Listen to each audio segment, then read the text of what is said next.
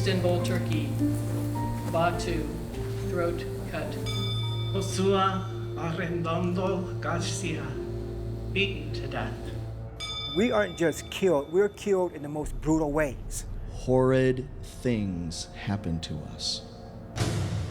We don't make it up. You don't have to cut my head off. Do you really have to stab me 17,000 times to make sure I'm dead? Knives, guns, bottles, and they just do it because they figure that they can get away with it because no one cares about us. 2 unidentified transgender people were found tortured and burned. Mikey Vallejo Sieber, a 3-year-old baby boy from Riverside, California. Mikey was routinely called a sissy by his father. He was brutally killed by his father, punched, kicked, and dropped on his head. Fernando Vasquez Roque, tortured and beaten to death.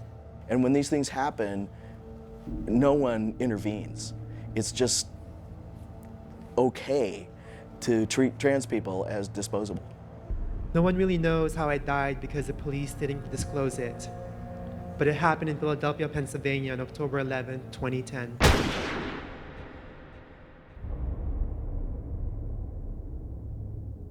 Another young person got shot, and she was trans, so big deal. First questions I want to ask, if you could raise your hands if someone you know, including yourself, has ever experienced abuse or violence in a relationship. Let's take a look around. Thanks. The second question is, I want you to raise your hands if you or someone you know has ever been attacked or harassed for being trans or gender nonconforming. Take a look around. The third question I want to ask is, if you could raise your hand if someone you know or you has ever been sexually assaulted or experienced any kind of sexual violence. Please take a look around. I want to ask if you or someone you know has ever been incarcerated. Please raise your hand. Take a look around. I want to ask if you or someone you know has ever struggled to have stable housing.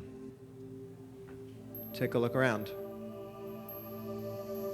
I want to ask if you or someone you know has ever struggled to have stable health care or employment. Take a look around. The world would have us apologize for our very existence. The goal is to never have another Transgender Day of Remembrance. We're here because these lives matter. We're here because our lives matter. Thank you.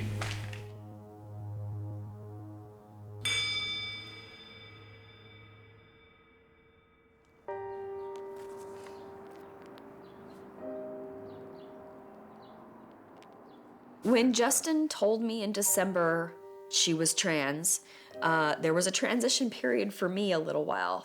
Just a few months, but there was a transition period and a mourning period for me of losing my son. I no longer have a son. I now have a daughter. The graduation was a very joyous occasion, a party. I felt like I graduated. And you know, it was very joyous because it was a difficult year, and she did it, and it was a great day. I was very, very, very proud of her and her accomplishments and getting her diploma, and she was on her way to her new life. She's graduated, she's almost an adult, she's still 17, but she wanted to go and take an adventure.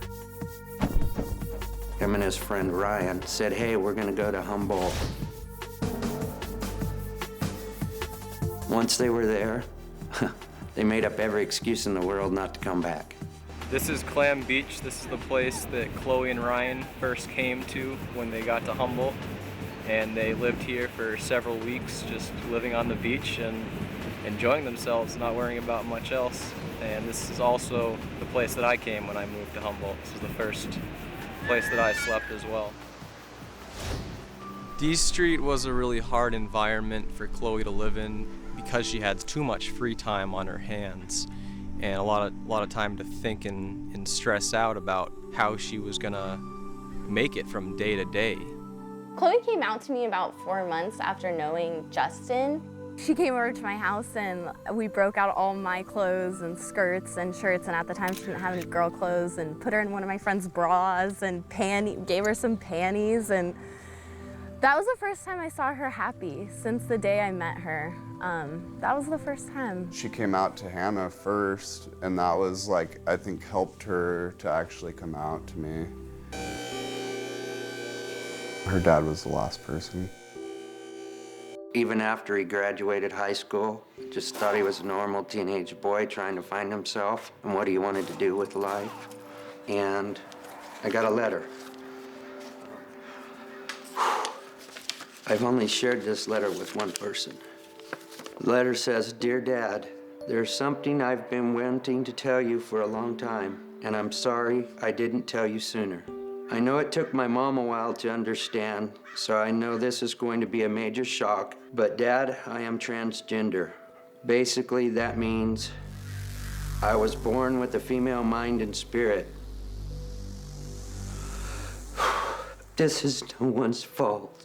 You and my mom did nothing wrong to cause this, although it explains many of the frustrating and seemingly unsolvable problems you and my mom experienced while raising me." She actually has a piece of artwork that she made that has everything pretty much outlined exactly right there. Like, she did it herself, you know, you could look at that. And she wanted to get a job and move to Arcata and get back and motivated about school. I mean, she just wanted to be successful and do the things that she enjoyed, because there were a lot of things that she enjoyed doing, you know what I mean?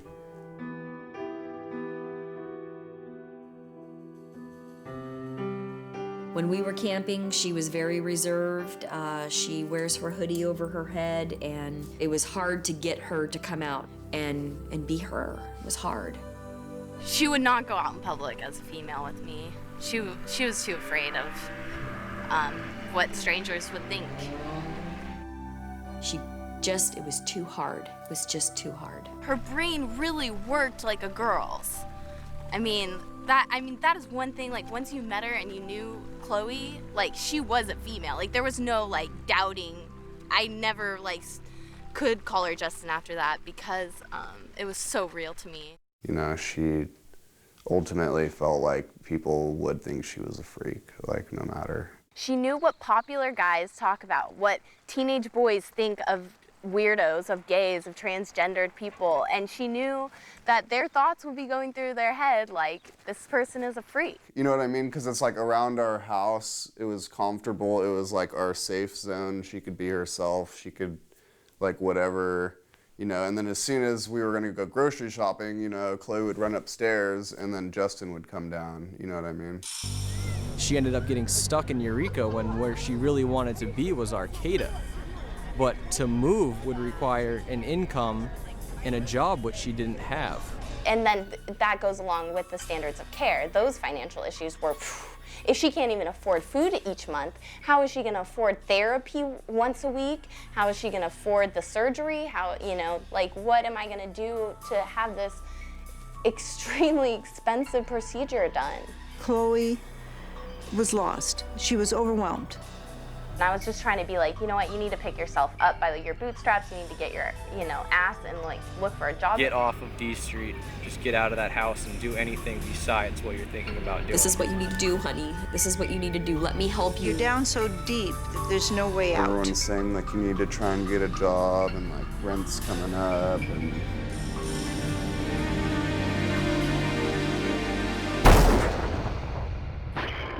Where is your emergency? One of my roommates shot himself. Like, trying to kill himself? Yeah. I just remember just walking upstairs and, you know, I found her there. That's when I saw her body. She had shot herself with a shotgun. His head is, like, completely... I can't look at it like... She shot herself. Okay, what kind of gun was it? It's a shotgun. He shot himself in the head with a shotgun? Yeah. I don't really remember much after that. I remember yelling and screaming, oh no. Okay, do you think he's beyond medical help? Yes, I don't think there's really no hope. I could just have one day with her.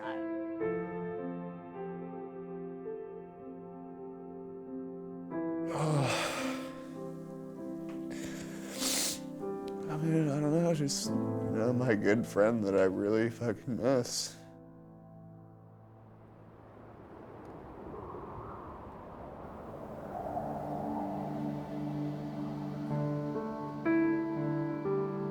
I'm very excited. It's been the culmination of a long time, about 2.5 years that I've been in transition. It's almost surreal, things are just kind of going by. I'm really calm inside, much calmer than I expected to be. I haven't really had any blatant rejection yet. My younger sister is struggling very much with it. She's not a bigot, but she's really having a hard time with her brother turning into her sister. My ex-wife does know that I'm having surgery, and she is not at all happy. Even though we haven't been in each other's lives for years, she does not want it to happen. As recently as about 2 hours ago, I'm still getting emails coming in that are pleading with me not to do this, that it's the wrong thing, that I'm going to be terribly sorry for doing this, and I'm going to ruin my life. To be able to go through life as yourself is really wonderful. It's like coming out of a cave into the sunlight. Oscar Wilde's quoted as saying, you have to be yourself because everybody else is taken. I know what's going to happen tomorrow. And I just never thought I'd be this calm about it, but I am. There will come a time 6 months down the road from now when you look at yourself in the mirror and say, I can't believe I did that. I'm so proud of myself. Wow, I actually finally got the courage to do this, and yeah, it's a good feeling. And you'll feel a sense of wellness that you didn't have before, and that's what makes the whole thing worth it.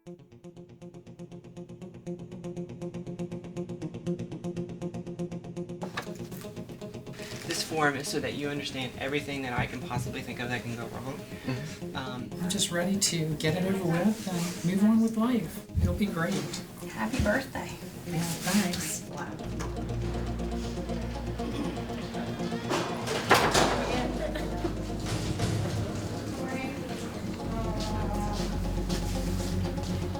Two, 5, 6, 7, 8, 5, 6, 7, 8, 9, 10.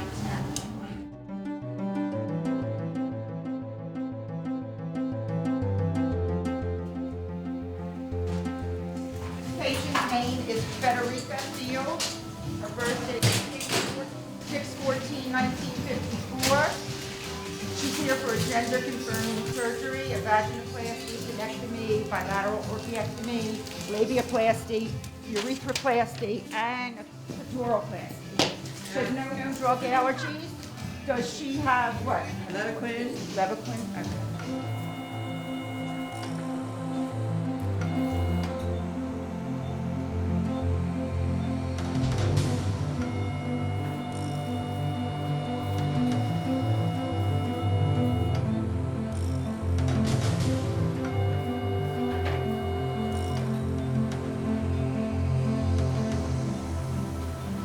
Blood pressure is 104/62. Doctor with a mean of 75. Next one, anesthesia. Pretty standard day. We did two patients, but we did 3 surgeries. So we did 2 vaginoplasties, and one of the patients had a breast augmentation at the same time, which is pretty common to have more than one surgery on the same patient. In surgery, all the surgeries are pretty routine, and this one's definitely something they never heard of. When I first started at the hospital, a lot of the nurses were a little nervous. So we did some training, and it's really amazing the teamwork involved. So even though I look like the star, because I'm in charge, it's really the effort of a lot of people are involved.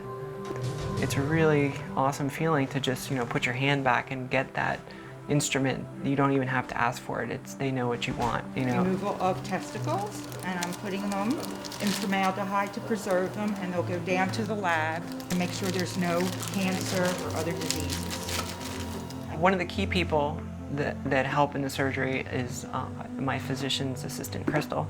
Her role at that part of the surgery is to take the skin graft, which comes from the scrotum, and prepare it to be placed inside the vagina, which will be basically the vaginal lining. So she fashions it in a circular tube and makes sure that all the hair is removed from it.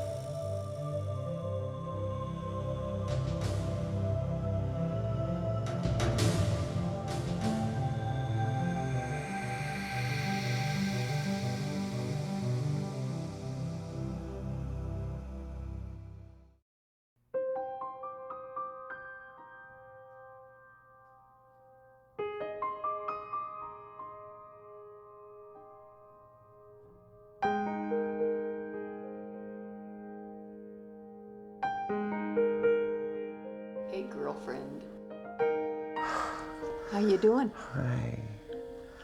Wow, that was quick. Yeah, Is it over? it's over. It's done. I'm so glad you came.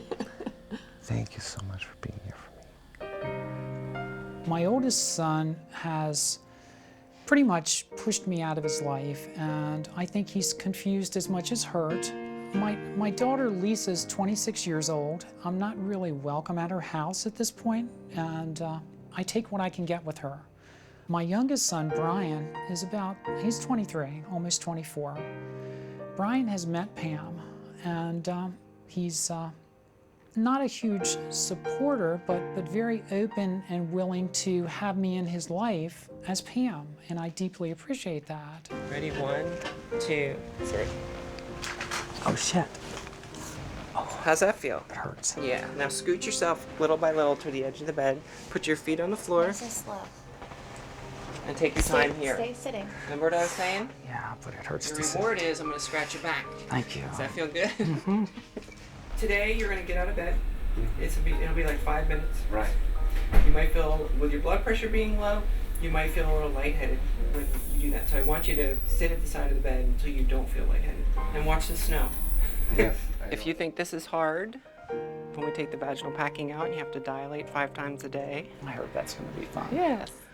When I got married, I really did love my wife. I loved her very, very much. And I thought I could push the transgenderism away. And that's the most difficult part for a lot of people, is reconciling the fact that they went all of this time denying who they really were, and now they've got to, they have a need to catch up and to actually live authentically. And eventually none of it works. You just have to, at least in my case, I just had to deal with it. I have a hunch with my second wife that she'd always not held out hope that we'd get back together, but had some sense that, well, maybe he won't do it. But she did.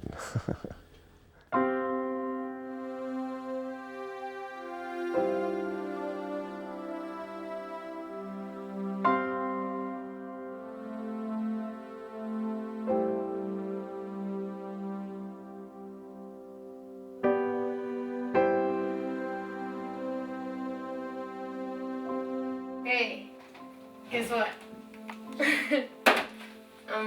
I just signed up to go to Philadelphia. They're having lectures on bottom surgery, top surgery, on binding, and like all these different things. But I wanted to know if you could give me a ride to the airport.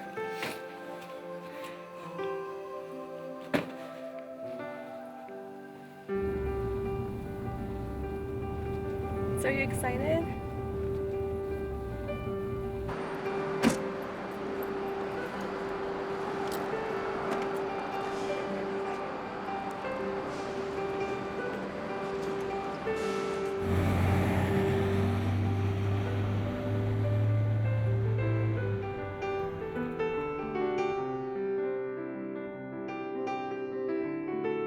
I would like to welcome you on behalf of the Planning Committee for the 2011 Philadelphia Trans Health Conference.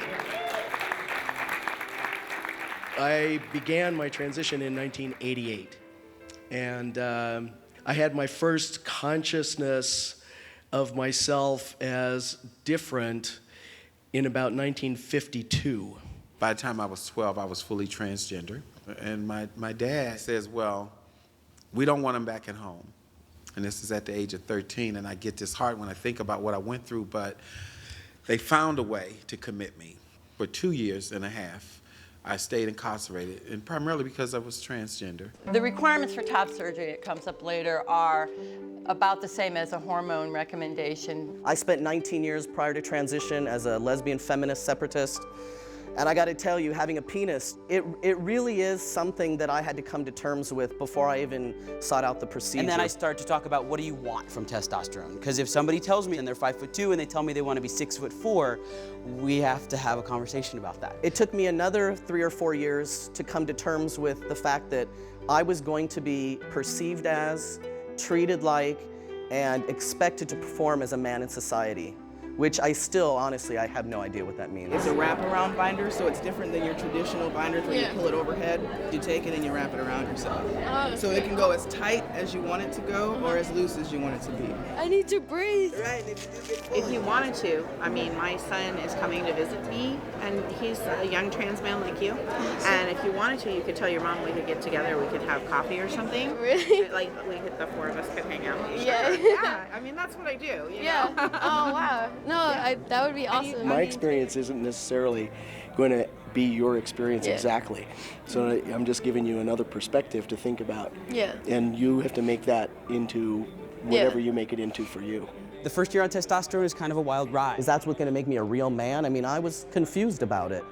This is what my heaven would look like. People just exploring every type of clothing and every type of just being themselves, and it's just so awesome. The questions about surgery, anything decent here, or is it always out of the country, and can you have an orgasm after surgery? Breast augmentation in trans women is completely different than regular breast augmentation.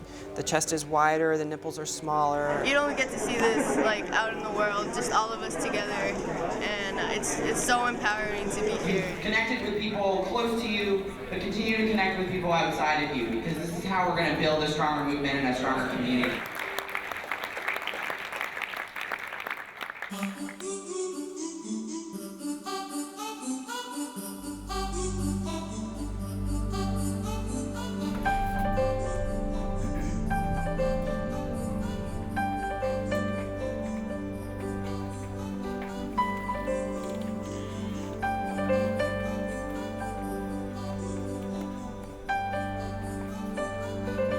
This is going to be your room during the labor process. It's exciting.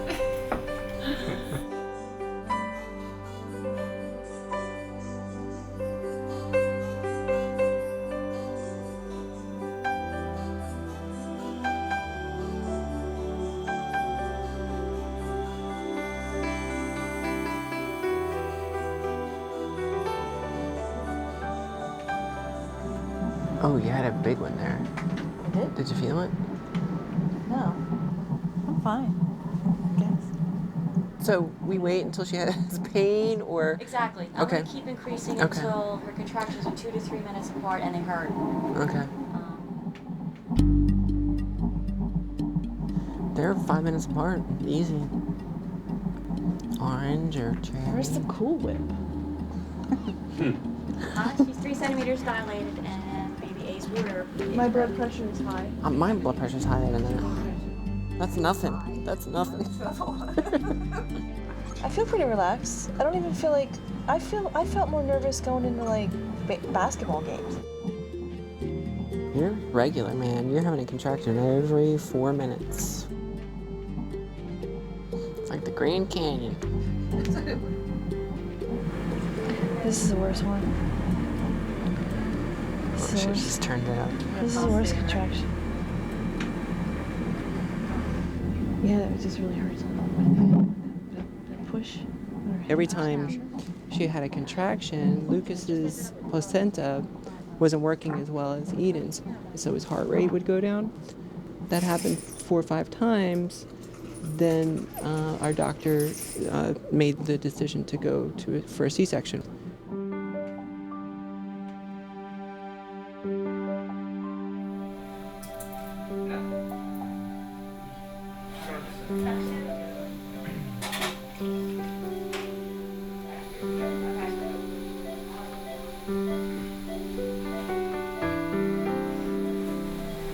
Now again, you're going to feel pressure. I feel pressure.